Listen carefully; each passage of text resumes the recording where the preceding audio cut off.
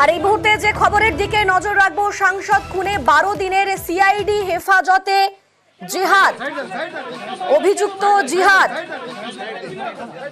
CID হেফাজতে জিহাদ। MP খুনে, বাংলাদেশের এমপি খুন, আর সেই এমপি খুনে একের পর এক চাঞ্চল্যকর অভিযোগ উঠে এসেছে, চাঞ্চল্যকর তথ্য উঠে এসেছে। এবং এই মুহূর্তে যে আপডেট, জিহাদকে 12 দিনের সিআইডি হেফাজত দেওয়া হলো। আমাদের সঙ্গে রয়েছেন প্রতিনিধি অমিত। অমিত, কি খবর পাচ্ছে?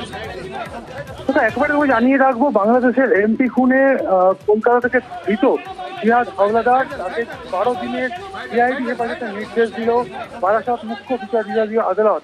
সিআইডির তরফে 14 দিনের হেফাজতকে আবেদন জানানো হয়েছিল এবং সিআইডির তরফে সরকারি আইনজীবী একটা আদালতে জানান যে বাংলাদেশ থেকে জিহাদ এসেছিল 6 মাস আগে এবং তারপরে মুম্বাইয়ে থাকতেন তিনি, এবং গত 2 মাস আগে তাকে নিয়ে আসা হয়েছিল খুনের কাজে ব্যবহার করা হয় বলে, এবং সে কথায় হিসেবে মুম্বাইয়ে কাজ করতো।